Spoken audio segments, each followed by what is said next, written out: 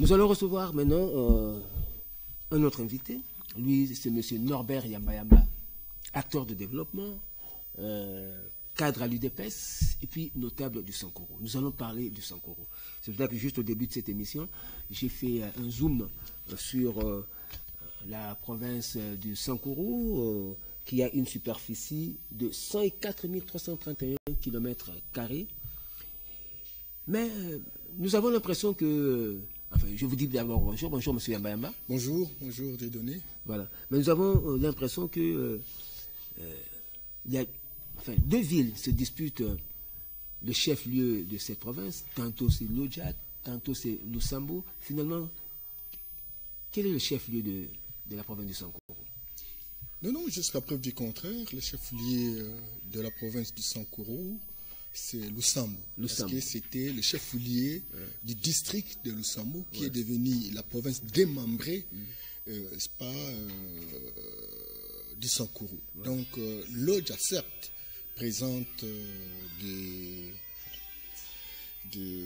potentialités, des atouts, mais c'est très clair que Lodja n'est pas le chef-lieu. C'est Lusambo, donc.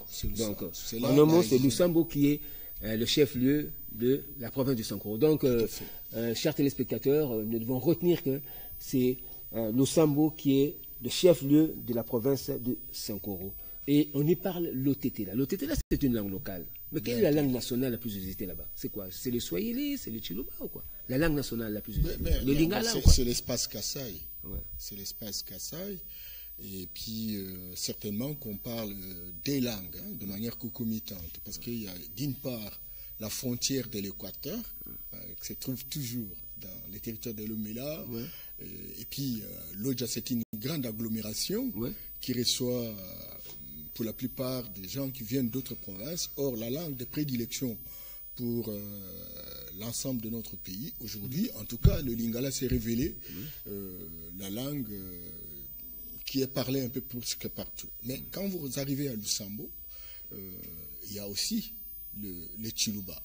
Mais pour la langue nationale, il faut reconnaître que dans tous les territoires, il y en a 6, c'est le Lingala.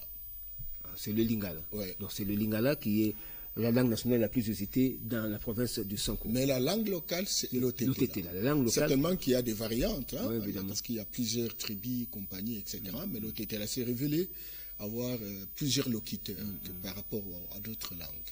Mais aujourd'hui, la province du Sankoro a combien de territoires? Il y a 6 territoires. 6 territoires. 42 secteurs et chefferies. 42 secteurs et chefferies. Oui. Mais il y a des problèmes aujourd'hui de cohabitation entre les chefferies, pour ne pas dire entre les ethnies, c'est-à-dire. Mais à quoi cela est-il dû?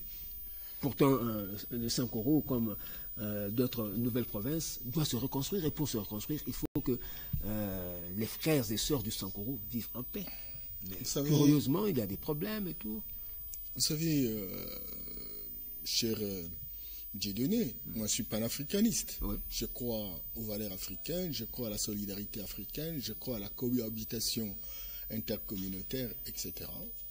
Mais croyez-moi, il y a une évolution de la situation, en fait. Le Sankoro, certes, a des Otetela, il y a aussi des Tsongé, il y a aussi des Bakwamputu, il y a aussi les Bakuba, etc. Mais les Otetela sont plus nombreux. Mais les Otetela, ils sont ici d'un ancêtre commun qu'on appelle le Okuchumembele. Et Okuchumembele, c'est ici d'Anamongo, où on retrouve les Topoké, les Mongs de l'Équateur, les Babemba dans les sites Kivu, etc. Mais Okuchumembele... Et les Bankoussou, les Bankoussou dans le Maniema, etc. Il y a 33. Il y a 33 provinces, 33 tribus qui se réclament des Anamongo, en fait. Mais dans les Sankoro, il y a un ancêtre qui a quitté, qui a eu des problèmes avec son frère à l'Équateur, qu'on appelle Okuchumembele, et qui est venu s'installer, et qui a fait 3 enfants. Yanjovu, Yangando et Watambolo. Et ce sont ces enfants-là qui se sont répartis les territoires. Tantôt, ils allaient même territoire, les trois, les descendants de ces enfants, etc. C'est comme ça que vous allez trouver, par exemple, vous avez les Bahamba à Lodja, vous trouvez les Bahamba à Lomela, vous trouvez les Bahamba à Katako, vous allez trouver les Opombo à Katako, vous trouvez les Opombo à Lomela, etc. Donc, ce sont des gens qui sont ici des mêmes ancêtres communs, mais qui visiblement aujourd'hui fragilisés à cause de velléités politiques. Les hommes politiques, certes, dans cette démocratie mal utilisée, ont tendance à rechercher des postes de repli. C'est-à-dire, lorsqu'ils s'engagent au niveau national à pouvoir arracher quelque chose, et donc, il travaille sa base pour qu'il soit révélé comme étant le leader de sa base. En tant que tel, il peut compétir au niveau national parce qu'il aura montré de quoi il est capable au niveau local. Et lorsqu'il y rentre, lorsqu'il n'arrive pas à gagner au niveau national, à ce moment-là, il y rentre au niveau local. Et comme au niveau local, ce sont des agglomérations qui regroupent plusieurs personnes qui viennent des ethnies différentes, etc. La tendance générale, c'est qu'il faut avoir une base solide. Et la base solide ici suppose sa communauté. Et il essaie de travailler sa communauté. Dans une situation de sécheresse des postes et des emplois au niveau local, parce qu'il n'y a pas d'entreprise, il n'y a pas beaucoup de services publics de l'État, etc. Et donc, il consolide son leadership au niveau de sa communauté en leur disant que ce que vous voyez là, si vous êtes ce que vous êtes, c'est parce que les autres viennent, ils viennent prendre le butin. Et à ce moment-là, les autres se disent, mais tiens, comme le transport devient très difficile, comme on ne sait pas se promener librement dans tous les territoires, etc. La personne qui est née, grandie dans tel ou tel territoire, croit que son territoire est le seul et l'unique qui existe dans ce pays. Et dans ces conditions, lorsqu'il va venir quelqu'un d'autre, il le trouve comme un étranger. Et doublé, par exemple, d'un discours populiste des hommes politiques, très clairement, on a tendance à combattre les autres. Vous voyez, il est vraiment inconcevable. Même dans un territoire, vous trouvez 2, 3, 4 communautés différentes. Mais chaque leader politique a tendance à se retrouver, n'est-ce pas, au sein de sa communauté. Et pourtant, il est élu au niveau du territoire où se trouvent toutes ces communautés. Et vous ne serez pas étonné de voir que, tel homme politique, il dit, tel, je m'appelle Yamba Yamba avec la communauté telle. Alors, ça devient un danger public. Et donc, tout cela, sincèrement, Dieu donné, c'est qu'il y a un problème de pauvreté. Et les gens pense qu'en mettant en route les relations mécaniques, des relations sociologiques, et donc on peut trouver gain de cause. Raison pour laquelle, lorsque telle ou telle personne est nommée ministre, etc., les gens viennent avec des poudres, s'imaginant que c'est la libération de la communauté. Remercions le chef de l'État pour avoir nommé l'un des nôtres. Non, mais ça n'a pas de sens. On est ministre national, c'est pour toute la nation. On est ministre provincial, c'est pour toute la province. Alors mon cher Dieudonné, vous savez, et là, outre ces contraintes sociologiques qui deviennent véritablement des vraies contraintes pour la République, parce que c'est le socle des conflits que nous assistons aujourd'hui, il y a aussi la faiblesse des services publics de l'État. Parce qu'en réalité, l'État est là pour faire la régulation, n'est-ce pas, des comportements des uns des autres. Ben, c'est comme ça qu'on a les cours et tribunaux. C'est comme ça qu'on a la police, c'est comme ça qu'on a l'Agence nationale de renseignement, c'est comme ça qu'on a tous les services qui devraient servir véritablement à réguler les comportements.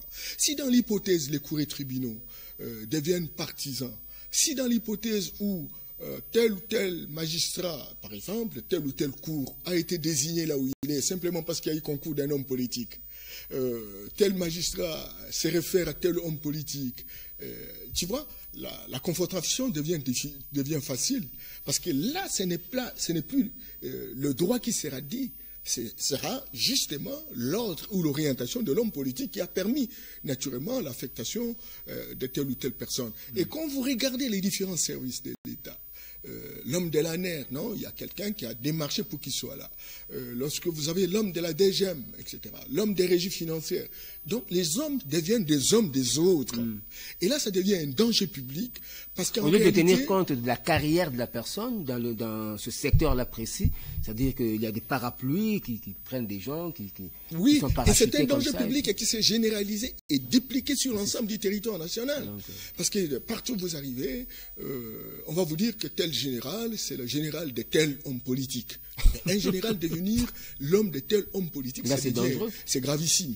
Et donc, il faut arriver naturellement à travailler dans le sens de pouvoir dépolitiser l'administration publique, etc. Mais il faut reconnaître également que depuis un certain temps, on a assisté à une sorte de déliquescence de l'État. Les fonctionnaires de l'État ne sont plus bien payés. Et puis, on a parlé de la bancarisation. Et la bancarisation ne va pas jusqu'au fin fond. C'est vrai. Et les personnels de l'État qui auraient pu véritablement mieux vivre, on les trouve au niveau de l'administration publique, on les trouve dans les secteurs décentralisés comme la santé, l'éducation, l'agriculture, le développement rural. Tous ces gens-là ont des salaires de chiens. Et par rapport à ça, c'est très clair que, bon, ils ne sont plus à mesure de travailler tel qu'entendu pour donner des grandes performances institutionnelles. Alors maintenant, il va falloir que l'État restaure son autorité. Et restaurer l'autorité suppose prendre des mesures qui vont dans le sens de construire les équilibres entre les citoyens. Et si chacun peut bien se retrouver dans sa vie quotidienne, etc., je pense ça diminue et ça dégonfle les velléités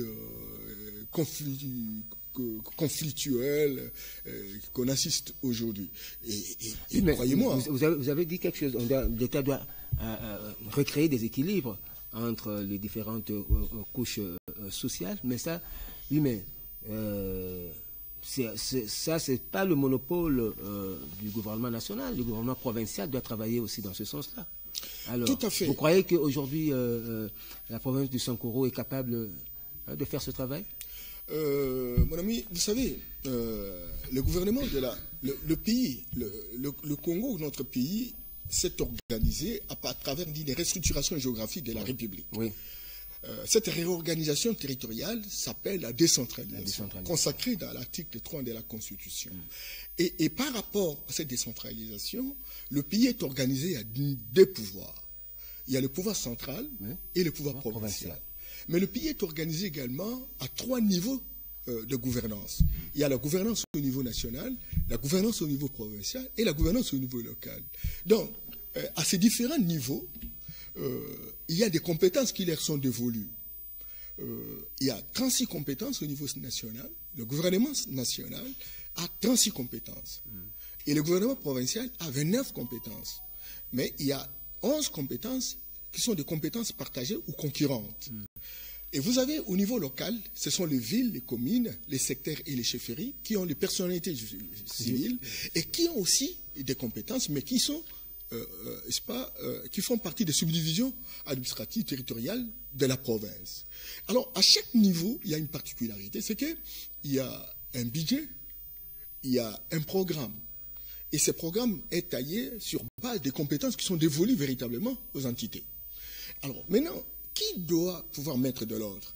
Certainement une responsabilité partagée à différents niveaux. Parce que le président de la République, qui est censé être le chef, n'est-ce pas, suprême, il est représenté à différents niveaux. Vous avez réidé en province, certes, il y a un gouverneur qui doit répondre vis-à-vis de l'Assemblée provinciale, mais ce gouverneur représente également le chef de l'État pour construire le cordon ombilical entre l'unité centrale et les différentes entités subalternes. Et quand vous arrivez au niveau des villes, vous avez le maire de ville qui, lui aussi, outre le fait qu'il soit élu par les députés et qu'il a un devoir de redevabilité vis-à-vis des députés de son entité, mais il y représente le chef de l'État. Moutantis, au niveau de la commune, le bourgmestre, le chef de secteur, le chef de chefferie.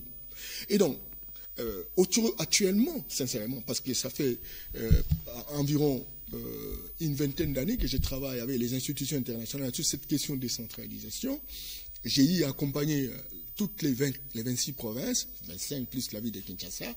Je dois vous assurer que aujourd'hui, la question de cette décentralisation, qui est une réforme très fondamentale, depuis le maréchal, et puis les 18 ans, etc., ça n'a vraiment pas fonctionné avec une volonté volontariste.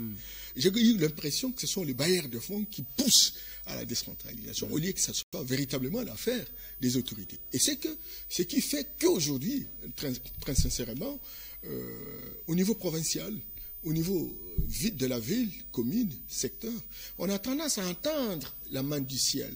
Et cette main du ciel, c'est le gouvernement central. On vous dit, écoutez, si rien ne se fait au niveau de l'eau, au niveau de l'électricité, au niveau de l'école, au niveau de la santé, et on va vous dire, écoutez, que le président de la République puisse faire quelque chose. Or, ce sont des compétences qui sont dévolues à la province. Alors maintenant, on dit non, parce qu'il y a une école qui doit être construite, et là, il faut qu'il y ait le gouvernement central. Comment sert le gouvernement central dès lors que l'enseignement primaire et secondaire, c'est un secteur décentralisé. Donc, on n'a pas encore eu une volonté qui se répercute à des anciennes subdivisions administratives, qui étaient un peu presque déconcentrées, pour se prendre véritablement en charge de manière à booster leurs entités. On attend toujours. Et le gouvernement central, qui aurait lui aussi, qui aurait pu appliquer un certain nombre de dispositions constitutionnelles et des lois de la République, l'article 175 de la Constitution, qui souhaiterait qu'il y ait retenu à la source, n'est-ce pas, des recettes en caractère national, essentiellement en caractère national, eh bien écoute, jusqu'à preuve du contraire, cette disposition n'est pas encore d'application. Certainement qu'effectivement, le gouvernement central n'arrête pas à travailler à la place des provinces. Mais il faut sortir véritablement de cette approche de bébé sous biberon. On a besoin d'affirmer l'autonomie des provinces. Il y a un problème aussi. Moi, je voudrais vous poser une question. Ouais. Est-ce que les provinces ravitaillent suffisamment le trésor public pour que le gouvernement national puisse bien faire ces rétrocessions que les provinces réclament à tout moment? Parce qu'il y a des provinces qui sont vraiment démunies, ou c'est pas moi, qui manquent des ressources, hein, qui peuvent les aider à générer de grosses recettes pour envoyer de l'argent dans le trésor public et permettre au gouvernement de pouvoir effectuer une bonne rétrocession. Oui, mais... Aujourd'hui, pourquoi nous parlons de la province de Sankourou? Parce que la province de Sankourou a assez de ressources, hein, qui peuvent lui permettre de générer des recettes capables de l'aider à réaliser certains projets dans le sens du développement de la province et aussi d'envoyer quelque chose dans le trésor public. Vous posez une question pertinente, des données, mais je voudrais simplement dire et constater avec tout le monde qu'il y a un problème de civisme fiscal dans notre pays. Ouais. Prenez le cas, par exemple, des communes de Kimbaseke. C'est 3 millions d'habitants. C'est 2 fois la population du Gabon. C'est 3 fois la population de Guinée équatoriale. Donc c'est 3 pays réunis. On est incapable de construire même un bâtiment administratif. Vous imaginez. C'est que très clairement, les 3 millions déjà ne sont pas en mesure de payer les impôts, etc. Là, c'est la capitale, mais la province du Sankourou. Non, je prends cet exemple. Moutantis, même pour toutes les autres provinces. Ça, c'est le problème. Deuxièmement, nous avons fait un travail de monitoring. Je salue les efforts qui se font au niveau de la présidence, au niveau du gouvernement, pour numériser les secteurs de la vie nationale. Simplement parce que, avec la numérisation, ce qui est censé être une province pauvre ne l'est pas du tout. On a tenté une expérience ici avec la Banque mondiale dans un projet de renforcement des capacités en gouvernance. On a essayé d'accompagner 2 ou 4 provinces pour numériser, digitaliser les différents sites de mobilisation des recettes. Il y a une province voisine de Kinshasa qui produisait à l'époque 30 millions de francs congolais. Ça représentait 30 000 $. Et puis après, quand nous sommes allés vers la province, pour aider la province à pouvoir numériser ses recettes, on est parti après la numérisation, de 30 millions à 400 millions. Voilà. Et le 3e mois à 700 millions, jusqu'à atteindre 1 milliard par mois. C'est vrai. Ah ben oui. Et qu'est-ce qu'on a constaté? parce qu'il y a eu traçabilité, il y a eu transparence. Eh ben, alors maintenant, qu'est-ce qu'ils ont fait? Ils ont saboté les machines. Ils ont saboté les machines. Ah voilà, donc. Et puis on est descendu d'1 milliard à 120 millions. Et puis on est redescendu à 50 millions. Je prends encore un exemple d'une province de l'Est. J'ai travaillé à l'époque toujours avec la Banque mondiale, etc. Dans un site frontalier, 5 millions par jour de dollars, etc. 5 millions de dollars par jour. Par jour. À la frontière. À la frontière, à l'Est. Vous imaginez? Mais curieusement, non, c'est par mois. Il faut pas. C'est par 5 millions de dollars par mois. Par mois. Mais l'argent qui était envoyé, n'est-ce pas, à Kinshasa et déclaré, c'est 1,2 million. Lorsque la Constitution de 2006 avait retenu. Et l'autre partie allait où? Eh bien, vous savez, la volatilisation, je vais en venir. Et voilà, donc, on prend la décision, on dit les provinces devront retenir à la source 40% des recettes à caractère national. Qu'est-ce qu'on a constaté? On est parti de 1,2 million à 5 millions. Le troisième mois, on est parti à 7 millions, 10 millions par mois. Mais le Kinshasa, au lieu de donner cette opportunité aux provinces de pouvoir retenir à la source, il ne l'a pas fait. Alors maintenant, il a organisé les rétrocessions. Or, dans une étude que nous avons faite à l'époque, la rétrocession se faisait en proportion de 13% de ce qui représentait le volume d'argent qu'on devrait envoyer en province. 13%. 13%. Alors maintenant, la province en question, au lieu d'envoyer 10 millions, eh bien, il est redescendu à moins de 100 millions. Voilà. Donc, c'est que très clairement, chaque province a des potentialités de pouvoir mobiliser des ressources. Encore que bon, le gouvernement central, qui a des grandes compétences et qui a un droit de regard sur l'ensemble du territoire national, puisse accepter, internaliser, s'approprier du processus de décentralisation. Encore qu'aujourd'hui, sincèrement, la décentralisation souffre encore un peu, simplement parce qu'il n'y a pas de mesures d'application de 20 lois qui sont disponibles. Vous voyez, et donc ça pose un problème d'appropriation, etc. Et donc, si on... Et là, je réponds à la question pour les Sankourou. La Sankourou paraît aujourd'hui la province la plus pauvre. Mais et quelle pauvreté! Quelle pauvreté! Sankourou a 4 millions d'habitants, ne serait-ce que ce potentiel en termes de ressources humaines, ce qui est déjà une richesse. Le Sankourou a 42 secteurs et chefferies qui sont des entités territoriales décentralisées. Chaque entité territoriale décentralisée est censée être une républiquette avec une personnalité civile, un budget, un programme, avec une population. Et vous savez, généralement chez nous, pour être une ville, il faut avoir environ, tout au moins, 20 000 habitants. Nous avons combien de villes? Aujourd'hui, il y en a 2, mais dans les prévisions, on peut arriver jusqu'à 5. Vous voyez? Donc, il y a moyen. Outre, et ce qu'il faut retenir, c'est qu'à l'époque, le Sankourou était considéré comme le grenier agricole du pays. On peut avoir les images de Sankourou là qu'on utilisait pour l'illustration. Les riz venaient de l'Oja. L'huile de palme. L'huile de palme, les VA, les cotons, les cacao, tous les caféiers. Mais on a assisté. Il y a eu des coopératives, vous allez, il y a même des centres. Est-ce que dans la rivière Sankourou, par exemple, on peut organiser la pêche industrielle sur la rivière Sankourou? Oui, mais c'est une rivière. C'est une rivière. Et il n'y a pas que la rivière Sankourou, il y a l'Omela. Ouais.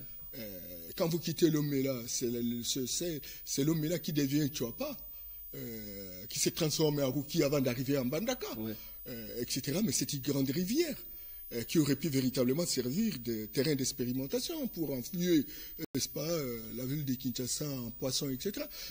Vous parlez d'une pêche industrielle. Ici, on n'en trouve pas, mais ce n'est pas au Sankourou qu'on va en trouver. Non, je pose une question, mais là, on parle de Sankourou. Bien entendu, mais en tant que gouverneur. Vous êtes là en tant que notable de Sankourou, et puis, vous savez, bientôt, on va organiser les élections de gouverneurs. Et alors, mais comment... Il faut organiser ces gens. C'est-à-dire, les gens doivent savoir ce que contient la province comme richesse. Oui. Vous comprenez? Est-ce que la province est capable aujourd'hui ou demain de s'organiser pour s'épanouir, pour se développer. Oui, mais c'est ça, ce sont des questions que la population doit se poser, et puis les acteurs politiques également doivent se poser, pour voir comment organiser le développement de la province. On a vu par le passé des données que le Sankourou était une province de prédilection dans la Kassai orientale. Oui. Simplement parce que le Sankourou dispose aujourd'hui. Est-ce qu'aujourd'hui, on exploite encore la culture du café, la culture du riz dans le Sankourou? Ça a diminué sensiblement. Pourquoi? Ça a diminué, mais dans la mémoire collective, ça existe. Et je vais vous expliquer. Le Sankourou dispose d'un centre de recherche agricole, Mukumari, voilà, où tout est là, sauf que c'est inopérationnel. Heureusement que les fils du Sankourou, non équipés. Oui, les fils du Sankourou ont même facilité, remis la création d'un institut supérieur agricole. En fait, ça se retrouve dans plusieurs territoires aujourd'hui. On en trouve, ce sont des agronomes, des niveaux supérieurs qui sont formés, qui peuvent véritablement servir d'encadreurs agricoles dans les différents territoires. C'est une potentialité. Le Sankourou a eu une dizaine de sociétés, que ce soit l'EVA. Et il y a eu des coopératives industrielles, vous imaginez, mais qui recoupaient les différentes populations. Vous allez voir dans les différents secteurs, certains secteurs de chez nous, ça c'est évident, qu'on a construit des maisons modernes. Oui. On appelait ça des agglomérations extra-coutumières. Des maisons modernes, mais ici de la participation des citoyens dans la coopérative et les dividendes. On voit ça, les maisons véritablement de la coopérative, n'est-ce pas, sont répartis à la population. Aujourd'hui, nous avons une partie savanière et une partie forestière. Et dans la partie forestière, il y a très clairement de bois. Ouais. Nous avons le wenge, le bois noir. Tout ça sont des richesses inexploitées aujourd'hui dans le Sankourou. Inexploitées. Mais pour quelle raison? Eh bien, inexploitées simplement parce que, vous savez, l'avion, la ligne aérienne la plus coûteuse du Congo-Kinshasa, c'est la ligne qui quitte Kinshasa-Lodja. C'est vrai. Eh bien oui, Lusambo. Est-ce qu'il y a un aéroport moderne à Lodja? Un aéroport qui ne peut pas supporter au-delà de 10 tonnes. Et vous avez vu, lorsqu'il Et Lusambo, qui est le chef lui aujourd'hui? Non, un aérodrome. Vous voyez? Et tout ça, ce sont des défis. Mais ça sont des défis à relever ce sont des par défis. la province. Ce sont des défis. Et donc, par le gouverneur qui sera élu, le vice-gouverneur, même l'exécutif de la province. Bien entendu. Est-ce que les hommes politiques en sont conscients? Parce que moi j'ai l'impression qu'aujourd'hui les hommes politiques cherchent le pouvoir uniquement pour le pouvoir. Or, quand on doit rechercher le pouvoir pour mettre ce pouvoir à la disposition de la nation et à la disposition du peuple. Mais parce que, vous savez, depuis un certain temps, les hommes politiques viennent en politique sans projet social. Oui, il y a un problème. Il y a un problème d'horizon politique et d'offres politiques. Les gens sont choisis, non pas en fonction de leur offre politique, mais en fonction de leur beauté. Tu vois? Et de leur appartenance à un groupe politique. Bien entendu. Et ça, c'est un défi que nous avons. Dans le cadre de notre parti, pour avoir travaillé pendant 37 ans dans l'opposition. Bien entendu. Et pour avoir constaté un certain nombre de faiblesses au niveau du leadership transformationnel de l'État, nous croyons sincèrement qu'aujourd'hui, plus que jamais, nous pouvons apporter des alternatives. Et c'est comme ça que je vous ai dit que, étant donné que nous avons des rivières, étant donné que nous avons des richesses, nous avons même du pétrole, nous avons du mercure, nous avons du diamant, des joailleries, le diamant le plus coûté. Dans le Sankourou. Dans le Sankourou, nous avons le fer, nous avons le manganèse, etc. Mais écoutez, lorsque vous regardez le budget de la province... Et on ose dire que la province du Sankourou est la plus pauvre aujourd'hui au pays. Mais non. La pauvreté en termes de possibilités, mais en termes de potentialité, parce que c'est en termes de transformation de vos richesses. Bien entendu. Mais il faut... Mais potentiellement, le Sankourou est riche. Potentiellement, le Sankourou est riche. Il faut exploiter ces richesses-là et les transformer. Bien entendu, mais là, il faut avoir un leadership transformationnel, visionnaire, qui voyage dans les temps et qui revienne et qui embarque. Et rares sont des Pourtant, nous connaissons beaucoup de leaders politiques du Sankourou qui ont défilé dans les gouvernements ici. Non, il ne faut pas dire ça. Défiler dans un gouvernement... Ils ont occupé des postes de commandement, c'est-à-dire qu'ils étaient influents quand même. Bien entendu. Ah là, tu as raison de poser justement, ils étaient influents. cette question. Mais le gouvernement vous savez, le gouvernement de la République, hein, l'État fonctionne en fonction des organes qui sont opérationnels. Et donc, ne peut obtenir, avoir un programme, avoir un budget, c'est le gouvernement central, c'est le gouvernement provincial, c'est le gouvernement local à différents niveaux d'atterrissage. Et si, au niveau du gouvernement, on n'a pas un budget qui permet véritablement d'opérationnaliser les actions au niveau des provinces, à ce moment-là, ça devient un problème. Certainement que vous avez raison quand vous dites, mais vous avez des députés, vous avez des ministres. Or, les discussions se font à l'intérieur des conseils de ministres, les discussions se font au niveau des assemblées, etc. Pourquoi ils ne parviennent pas? Là aussi, c'est une question aussi d'influence. Mais jusqu'à preuve du contraire, ça reste véritablement des grands défis. Ça reste des grands défis, encore qu'aujourd'hui, plus que jamais, peut-être que vous ne le savez pas, je me suis pointé, n'est-ce pas, pour poser ma candidature comme gouverneur de province.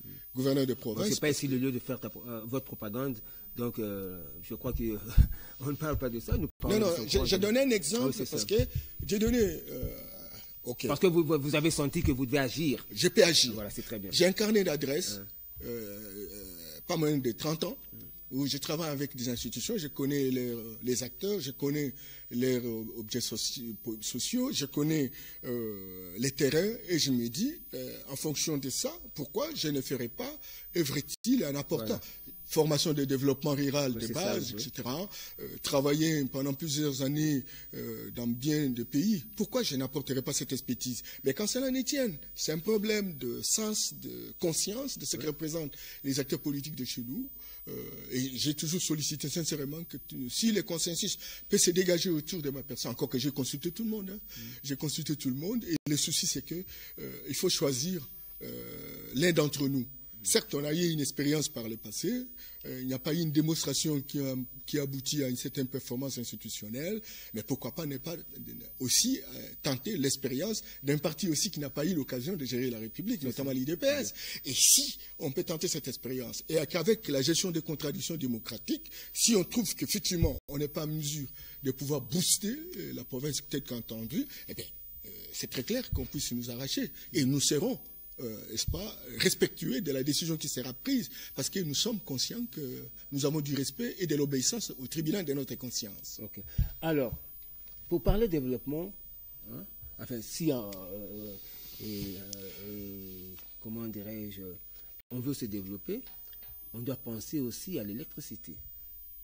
Parce que sans électricité, il n'y a pas de développement, parce qu'il faut créer des industries, des transformations et tout. Et pour que ces industries-là fonctionnent, il faut de l'électricité. Est-ce qu'on trouve de l'électricité dans le Sankuru?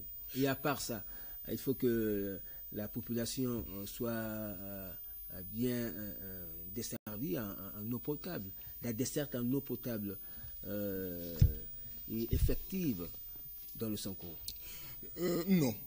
Je dois vous avouer que il y a 4 axes importants, hein, les actes qu'on appelle les actes de souveraineté, les axes de souveraineté d'un pays, et qui ont des répercussions dans les différentes entités et qui doivent servir véritablement des domaines de prédilection dans l'intervention des autorités locales. Vous avez parlé d'électricité, certes, mais nous n'avons pas l'électricité, parce que même la SNEL est presque inexistante. C'est vrai ça, dans le Sankuru. Dans les Sankuru. Certainement qu'on peut avoir un groupe électrogène générateur. Mais ces groupes électrogènes fonctionnent à partir du carburant et des lubrifiants. Mais ce n'est pas grâce des groupes, c'est pas par des groupes électrogènes qu'on peut créer des industries. Ah non, c'est pourquoi je vous l'ai dit. Mais regardez une agglomération par exemple comme Lodja. Une agglomération de 1 700 000 habitants. C'est plus que la Guinée équatoriale. C'est pratiquement le Gabon. Et vous n'avez pas l'électricité. En tant que panafricaniste, vous maîtrisez tout ça. Voilà, non, mais il faut avoir des hommes politiques qui ont la maîtrise de leur pays. On a eu des hommes politiques qui sont spécialistes en constitution, mais des hommes politiques qui ne connaissent pas leur pays et qui ont tendance à évoquer la constitution pour accéder au pouvoir et s'enrichir celle. Mais nous avons besoin des hommes et des femmes aujourd'hui qui sont capables de maîtriser dans les détails leur pays et qui sont capables d'avoir des alternatives et des offres politiques conséquentes. Parce que là, vous venez de dire des choses que beaucoup de gens ignoraient. On ignorait que dans le Sankuru, vous avez dit le diamant de joaillerie. Ça existe. Il y avait le pétrole. Le pétrole. Il y a 5 blocs, de pétrole identifiés. J'ai un ami ici à Brazzaville qui a réussi à délimiter un bloc de pétrole, mais qui lui vaut la valeur de 10 milliards de dollars. Un seul bloc de pétrole. Mais nous en avons 5. Ça, c'est déjà identifié. Il faut délimiter pour en faire une valeur, de manière à négocier avec les investisseurs pour qu'ils viennent travailler. Il ne reste que cet exercice. Et avec les amis de spécialistes à la question, on m'a dit, Monsieur Yamba, si vous avez 1,2 million, on peut délimiter ça. À ce moment-là, on peut même négocier avec des investisseurs à travers le monde. 1,2 million. Avec les moyens d'État, on est capable de le faire. Mais ça traîne. C'est comme si on mettait ça sous forme de... Je ne sais pas. Et donc, il faut des hommes consciencieux, des hommes qui pensent que la situation doit changer, et des hommes qui pensent que le matériel ne donne pas la valeur intrinsèque d'un homme. Mais malheureusement, nous avons connu des moments où c'est le matériel. On appelle ça en sociologie la théorie de la réification.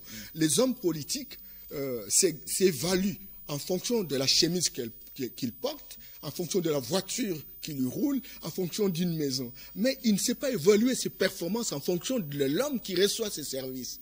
Et donc, on est dans le matériel, on n'est pas dans la lutte contre la pauvreté. Vous n'avez qu'à suivre les différents discours qui passent à la télévision à longueur de journée.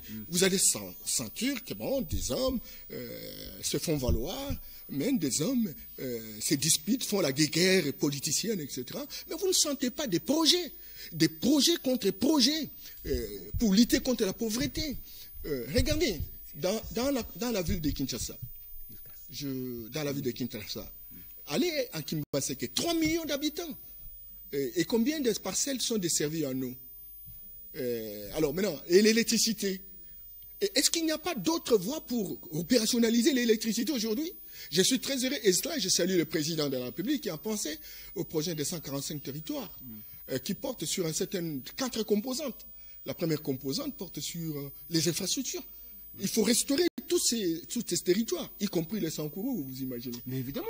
Et donc, toutes les nouvelles provinces doivent être construites. Bien entendu. Bien entendu. Parce qu'on dit que Lusambo est le chef-lieu. Est-ce que Lusambo est véritablement une ville?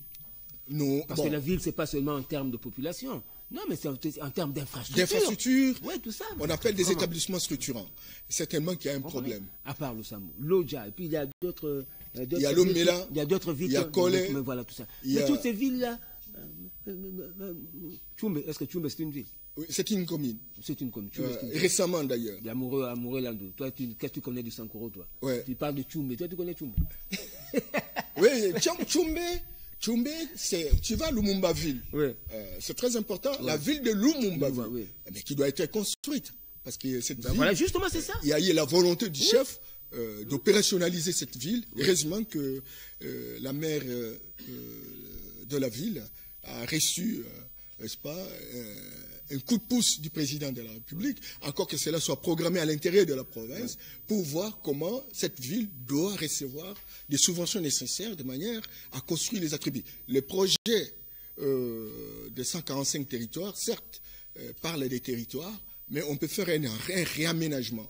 Un réaménagement au niveau local, en privilégiant naturellement des agglomérations, en créant des éléments structurants, etc., qui permettent de drainer les gens, et cette augmentation de la population va permettre à ce que les gens payent des taxes et compagnie. Mais le civisme fiscal pose problème. Les gens réclament des routes, les gens réclament... L'administration est très bien organisée dans le Sankoro pour que la population puisse payer les impôts et tout ça. Il y a assez d'hommes d'affaires dans le Sankoro? Pas beaucoup. Ce sont des commerçants qui n'ont pas beaucoup de capacités, mais qui n'ont pas de banques et qui donnent des crédits. Voilà. Si vous allez dans une banque, toutes ces banques qui sont aujourd'hui, c'est une trentaine en fait. Vous y allez, on vous donne un crédit aujourd'hui. Et quel crédit? Tout ça, c'est parce que ce sont des banques qui appartiennent aux étrangers. Non, mais c'est des étrangers qui font la terreur. Parce qu'on ne peut pas comprendre. Vous prenez l'argent nous, Congolais, nous devons organiser pour créer nos propres banques. Et à la fin, vous payez le bonus. Vous n'avez même pas encore le bonus, mais il faut payer. Voilà. Ça, c'est un danger public. Mais heureusement pour le président de la République, il a pris l'option de pouvoir mettre en place un fonds de garantie pour tous ces jeunes gens qui ont besoin véritablement de travailler dans le sens de l'entrepreneuriat et qui ont des projets bancables. Ce fonds devra s'occuper naturellement pour appuyer cette pépinière de millionnaires. Mais il y a également ce qu'on appelle la banque de développement rural, que je peux appeler la banque de crédit agricole. Il y a beaucoup de gens qui sont des exploitants agricoles. Quand vous regardez dans les Sankourou, que ce soit à Lomila, que ce soit à Lodja, que ce soit à Katako, etc., il y a des instituts supérieurs d'études agronomiques qui produisent des personnes qui sont capables de devenir des exploitants agro-industriels. Mais écoutez, tous ces jeunes gens ont des phares de chemises en train de chercher du boulot. On pouvait véritablement leur donner des espaces. 104 000 km², des espaces. Encore, quelle densité? 12 seulement. 12 personnes par kilomètre carré. C'est encore maigrichant. Et on a besoin de ces gens. Non seulement ils doivent être recrutés pour faciliter l'encadrement des paysans, mais ils doivent véritablement aussi recevoir des crédits de l'État pour qu'ils s'installent comme des agro-industriels. Ça, on en a besoin. Et ils vont engager d'autres personnes, ils vont encadrer, ils deviendront des modèles référentiels des villageois. Et on va augmenter la production, on va créer des coopératives de production, des coopératives de commercialisation, des coopératives d'épargne et de crédit. Et on va commencer au niveau du village, naturellement, à donner des crédits et à épargner l'argent. Et on va véritablement créer des agglomérations qui peuvent servir de référence. Ça, on en a besoin. Et c'est comme ça que les gens entendent les projets de 145 territoires. Parce qu'il ne faudrait pas qu'un projet, ce projet se réalise en termes de recettes. Mais il faut que ce soit une animation pour redonner un état d'esprit, une déprogrammation mentale, et une décolonisation psychologique, et une relance d'une dynamique de développement sur l'ensemble du territoire national. Et ça sera fait également. Moi, ce qui m'étonne, vous savez, M. Norbert Yamayama, c'est le fait que l'État congolais ne parvient pas à s'organiser pour exploiter et transformer ses richesses. Qu'est-ce qui se passe? Il se passe un problème. Là, je vais te parler comme panafricaniste, tout en se référant naturellement du projet de mon parti. Qu'est-ce qui se passe? Vous savez que nous savons fonctionner dans un paradigme fondamentalement occidental qu'on appelle le paradigme hérocentrique, à rentabilité externe. On laisse les étrangers venir s'installer ici, exploiter nos richesses et tout ça, s'enrichir et puis partir. Nous-mêmes, nous sommes incapables de nous organiser pour exploiter ces richesses, les transformer. Je voudrais vous expliquer, et c'est très important. Et puis, essayer de voir comment exporter l'excédent. Je voudrais vous dire, cher Dieudonné, qu'il y a un problème. Et tant qu'on n'aura pas résolu ce problème, on n'aura pas de solution. Je vous ai dit que nous vivons dans un paradigme hérocentrique. C'est l'Occident qui est l'unité de mesure. C'est l'Occident qui a l'idéal civilisationnel. C'est l'Occident qui est l'unité référentielle. Est-ce que l'Occident nous empêche d'exploiter nos richesses? Oui, mais l'Occident ne nous empêche pas, mais il a mis en place un système où il y a des entités, il y a le centre et la périphérie. Le centre, ça veut dire, c'est eux qui ont des industries, c'est eux qui viennent exploiter, nos richesses potentielles, le cuivre, le manganèse, l'or, le cobalt, etc. Et au lieu d'exploiter ça et de les transformer ici sur place, on les amène chez eux. C'est là, excusez-moi de donner, parce que c'est un débat fondamentalement intellectuel. Et c'est là qu'on va transformer pour produire des richesses. C'est là qu'on va créer de l'emploi pour permettre à leurs jeunes gens de trouver du travail.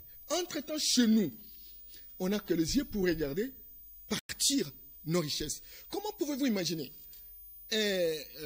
une grime, par exemple, d'un rayon de 200, le bois d'un 200 cm. J'ai travaillé avec la Banque mondiale, j'ai fait le monitoring jusqu'à Anvers, en Belgique. C'est 14 000 $. Regardez combien de grimes qui quittent Kinshasa pour aller en Europe. Pourquoi on ne transformerait pas ici? Pourquoi on ne fabriquerait pas des tables? Pourquoi on ne fabriquerait pas des chaises? Pourquoi nos écoles manquent de bancs? C'est ce qui m'étonne, moi. Je suis allé à Bikoro. Vous entrez au bureau de l'administrateur du territoire, en dehors de sa chaise, qui a daté de 30 ans ou 40 ans. Et donc, il n'a pas de chaise pour recevoir les gens. Non. Je m'excuse beaucoup, monsieur l'administrateur, il ne faut pas maintenir rigueur. Et donc, entre-temps, il y a 8 sociétés qui exploitent le bois. Et qu'il y a ce qu'on appelle le fonds de redevance coutumière. Il y a des fonds qu'il faut rétrocéder à l'entité. Mais on est incapable, ne serait-ce que de donner le bois pour qu'on arrange les écoles. Parce qu'en réalité, l'article 69 du Code forestier voudrait qu'on puisse mettre en place ce qu'on appelle des actions socio-économiques. Pourquoi on ne construirait pas des écoles modèles? Pourquoi on ne construirait pas des centres de santé modèles? Mais entre-temps, ces gens prennent, ils s'en vont. Et quand ils sont ici, ils s'entendent avec tel ou tel ministre de l'Environnement, etc. On donne de l'argent et c'est tout. Ils arrivent au niveau du gouverneur, ils s'entendent avec le gouverneur, ils donnent de l'argent. Et l'entité de provenance de bois ne bénéficie sur rien. Tout cela faisant combine montre très clairement qu'il faut qu'il y ait des hommes et des femmes aujourd'hui déterminées à transformer le pays. Nous sommes une grande nation, 80 fois plus que la Belgique, 100 fois plus que les Rwandais qui s'amusent avec nous. Nous sommes 4 fois et demi plus que la France, 5 fois plus que l'Angleterre, 5 fois l'Allemagne fédérale. Donc nous sommes une nation, un sous-continent. Avec toutes les potentialités pouvant nous permettre de nous développer sans problème. Eh bien oui, nous avons ces potentialités, mais il faut suivre. C'est comme ça qu'aujourd'hui, les discours, le président, je le vois très volontariste, etc., en train de se battre. Vous parlez des Occidentaux, mais aujourd'hui, il y a aussi les Asiatiques qui envahissent le pays. Non, les Asiatiques ont trouvé un terrain de prédilection, où même les graines pourries germent bien. J'ai été avec un ami aux études en Belgique et j'ai terminé par là.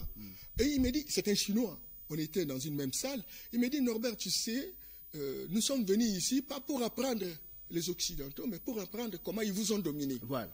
Et on nous a dit que il faut qu'on vous prenne l'un à l'autre, etc. Et vous aurez des bourses pour venir chez nous. Et nous aurons des hommes, les points focaux, des hommes de relais, comme les Belges l'ont fait avec nous, où on a eu des gens évolués. Et donc, ces gens-là, ils vont commencer à multiplier le terrain, nous donner des espaces et compagnie. Et donc, l'Occident est à moitié par l'Orient, la Chine, l'Inde, la Corée, etc. Tous ce sont sur ces terrains-là et pratiquent ce qu'on appelle le paradigme. Vous savez qu'aujourd'hui, que ce soit la Chine, que ce soit l'Inde, ce sont des États civilisationnels. À l'instar des Occidentaux, ils ont inventé leur propre paradigme et ils partagent le paradigme à rentabilité externe. Nous, on croyait que les Chinois étaient nos amis du tiers-monde, encore qu'ils ne croient même pas à ça, et ils viennent, au lieu de mettre en place des industries pour permettre la transformation de nos richesses, ils font la même chose. Et ils font dangereusement parce qu'ils sont même dans les mines en train d'exploiter les artisanaux.